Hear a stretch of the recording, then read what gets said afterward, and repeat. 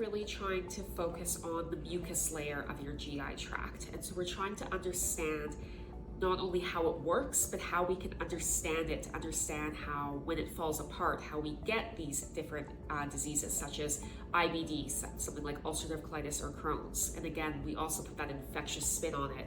So how are pathogens getting through that mucus layer?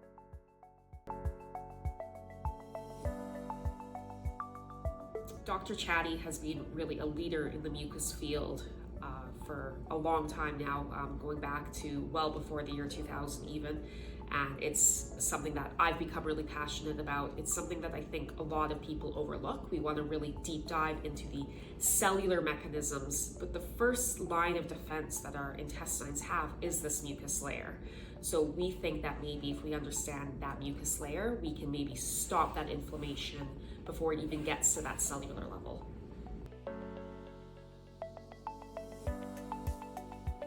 So I think a lot of the times we think that we only are trying to study things that go terribly wrong. But the reality is, when it comes to our research, everybody has days where they're feeling unwell. Everybody comes into contact with pathogens. So trying to understand that mucus layer, both in that healthy phenotype, but also when things go a little bit wrong, maybe we can understand that before things go terribly wrong. So this isn't something that's just for people with these, really critical illnesses.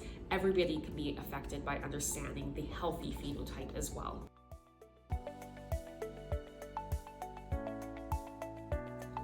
We really like to celebrate the wins that we have. So it's normally we kind of tell everybody in the lab, holy cow, look what I just found. And it's that moment of high fives all around, cheering all around.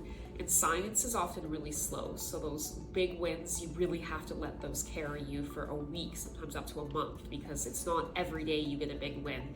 But we have a really collaborative unit, so we get to share each other's wins, which is really great. So when I win, we all win as a team, and vice versa. We like to celebrate each other as well.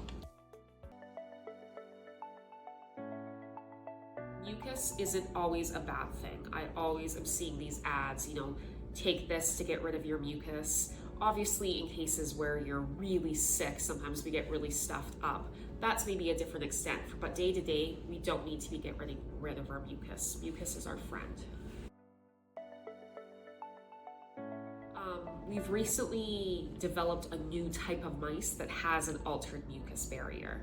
So we're really excited to look at what happens when we take away some of the key proteins that build up that mucus layer. What happens? Does that alter things at a cellular level just in a normal day-to-day phenotype, but also does that also alter if we do something like try to induce colitis, or if we add a pathogen, is that going to be exacerbated?